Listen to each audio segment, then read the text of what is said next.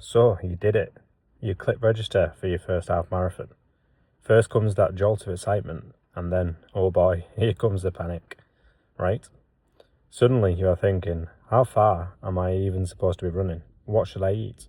And do I really need those super expensive shoes everyone talks about?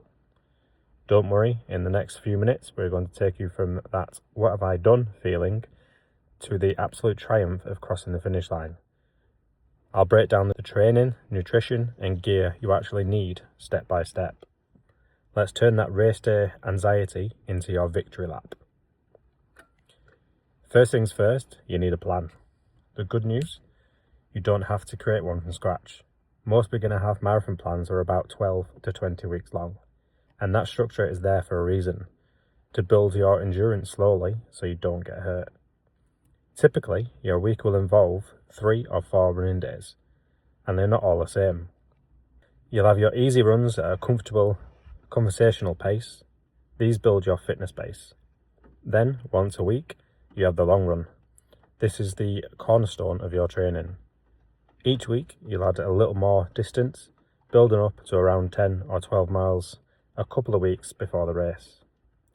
The other key ingredients are rest and cross training. Seriously, don't skip rest days. That's when your body actually repairs itself and gets stronger. Skipping rest is the fastest ticket to an injury. Cross training, like swimming or cycling, is also great for building supporting muscles without the constant pounding of running. Let's be real, you can't outrun a bad diet, and you definitely can't finish a half marathon on an empty tank. But runner nutrition doesn't have to be complicated. During your training, just focus on a balanced diet, plenty of carbs for energy, protein for muscle repair, and healthy fats. Think whole grains, lean meats, fruits, and veggies.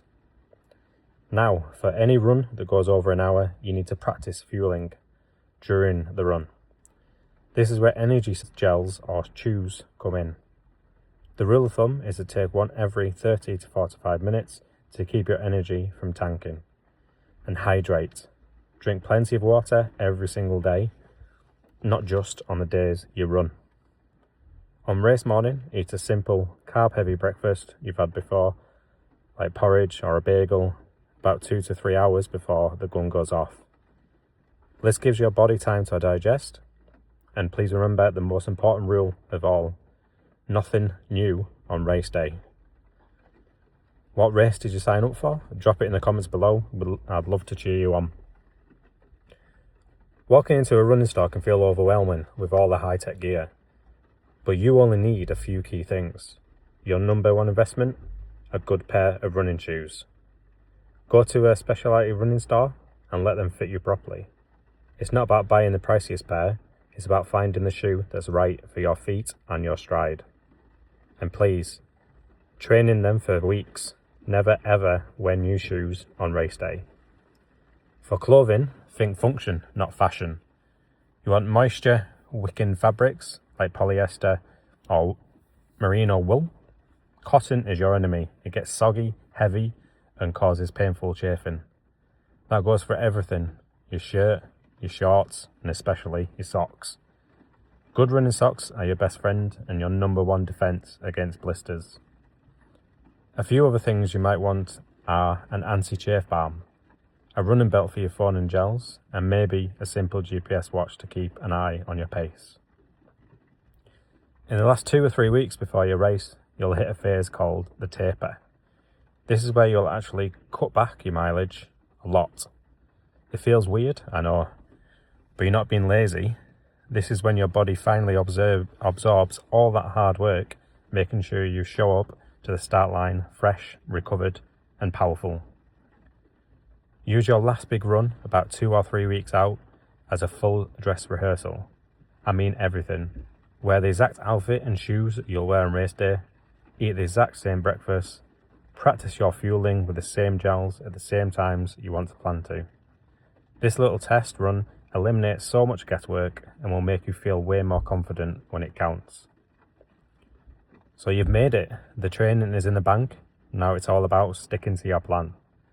The biggest mistake pretty much every new runner makes is starting out way too fast. The adrenaline is pumping, the crowd is cheering, it's easy to get swept up. You have to hold back. The first few miles should feel almost too easy. A pro strategy is to aim for negative splits, which just means you run the second half of the race a bit faster than the first. Use the first 5k to just settle in and find a comfortable rhythm. If you used a run-walk method in training, stick to it. Then as you get past the halfway point, if you're still feeling good, you can start to pick up the pace and cruise past all the people who sprinted at the start. So let's quickly recap the keys to success. 1.